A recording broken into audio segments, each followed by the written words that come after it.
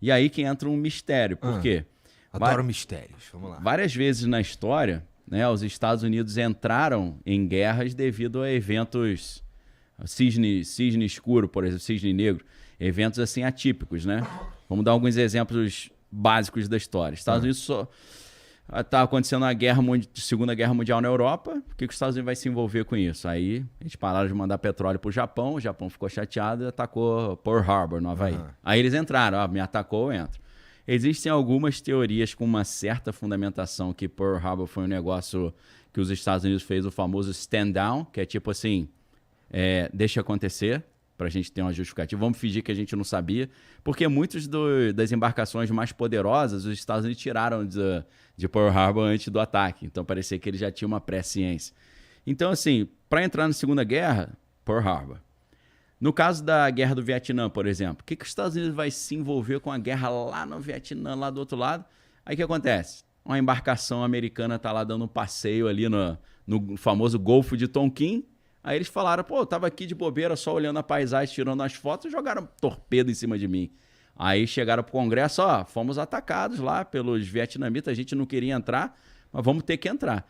Em 2003, se eu não estou enganado, pela Lei de Acesso à Informação, foram liberados os documentos de que esse ataque foi meio fake, que não rolou muito não, que os Estados Unidos forjou um pouquinho a situação ou provocou os caras para poder ter um argumento para entrar na guerra.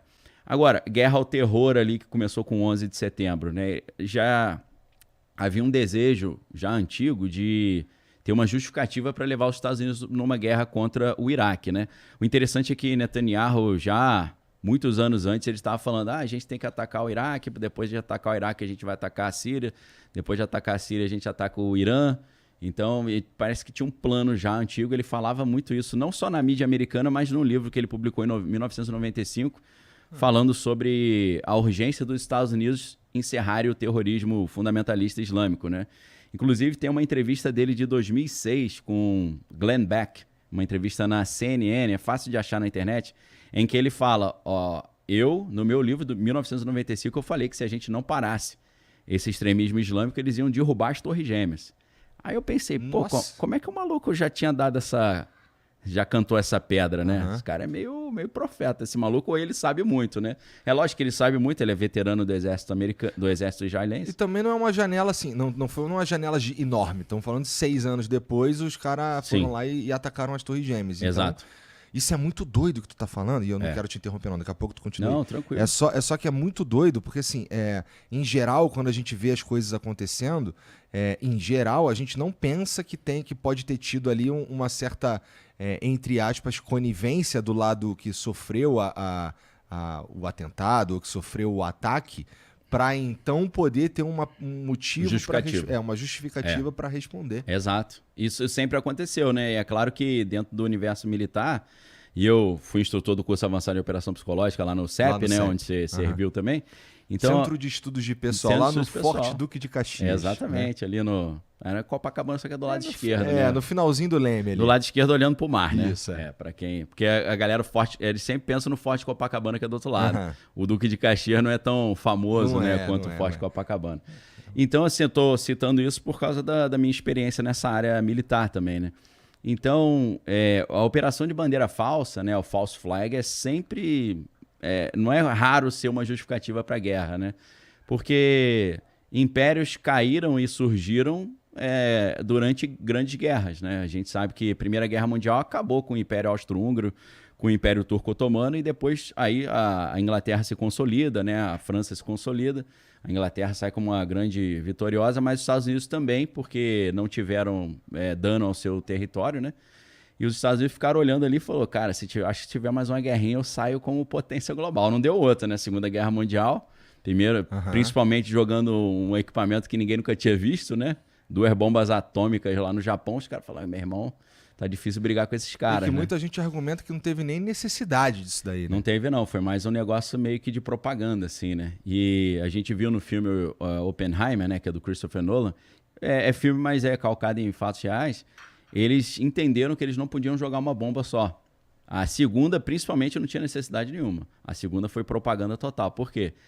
A ideia era, eles fizeram uma arma dessa. Será que eles ainda têm outras guardadas? Aí para mostrar que a gente tem outra, eles falaram para a equipe lá, principalmente pro Edward Teller e o Oppenheimer, né? A gente tem que fazer pelo menos 2, né? E o problema foi que junto com o projeto projeto Manhattan, né?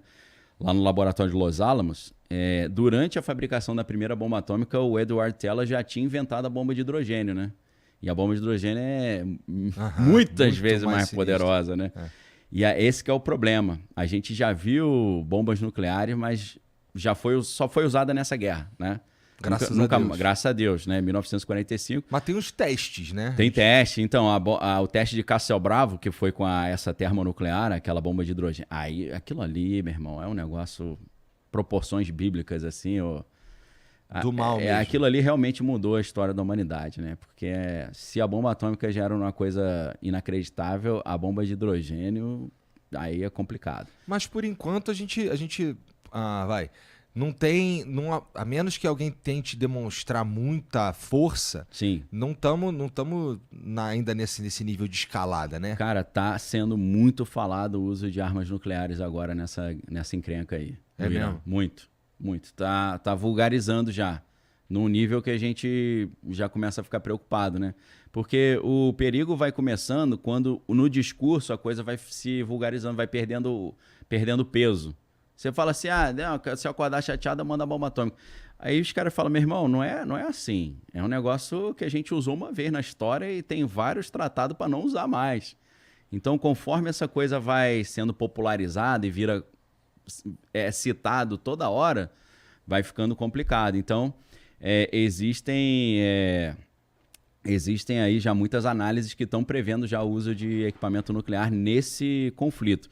Algumas linhas vão dizer que a China passou algumas armas nucleares táticas, são armas nucleares menores para o Irã, e o Irã, se realmente tivesse ali as suas usinas de enriquecimento de urânio e as suas refinarias, que já a maioria estão destruídas já, eles dizem que eles podem tentar usar um equipamento desse. Entendi. Né? E aí essas armas nucleares táticas aí, elas, óbvio, têm o poder de destruição mas sinistro, mas assim, é mais localizado. É mais local, Tem uma radiação menor e tal.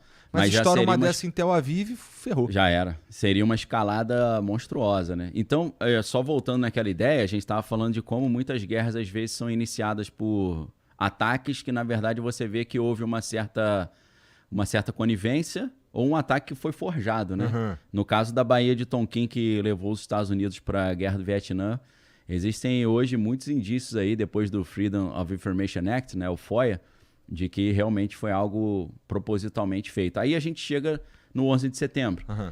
Porque houve um atentado nas Torres Gêmeas em 1993. Esse eu nem fiquei sabendo. Explodiram um caminhão no subsolo de uma das torres. A ideia era derrubar a Torre Norte em cima da Torre Sul e as duas caírem. Ou seja, já existia um plano muito antigo para fazer isso, né? E aí é claro que você vê uns caras assim, que nessa parte eu vou botar na conta dos outros, tá? Não é a minha opinião, é o que alguns caras muito loucos falam, tá? Aí você fala, mas você não é meio louco também? Aí, ok, mas... mas tem um limite. Eu sou louco, mas não sou burro. eu acho. Um ex-agente do FBI chamado Ted Gunderson, ele trabalhou para o FBI a vida inteira e depois ele se aposentou, mas não queria ficar parado, montou uma empresa de investigação particular. Uhum.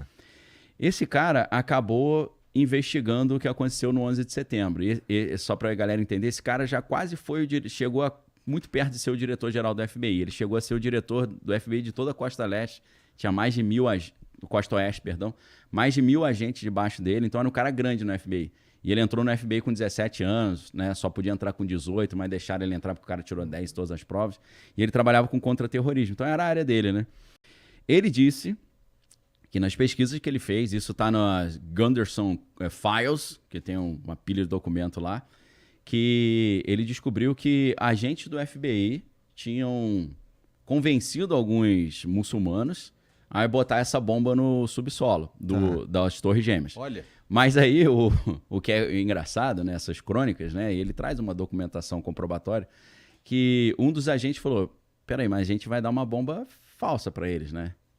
Aí o superior falou, não, a gente vai dar uma bomba real. Aí falou, não, mas se for uma bomba real, eles vão explodir o prédio. Pô. Não, mas o objetivo é esse.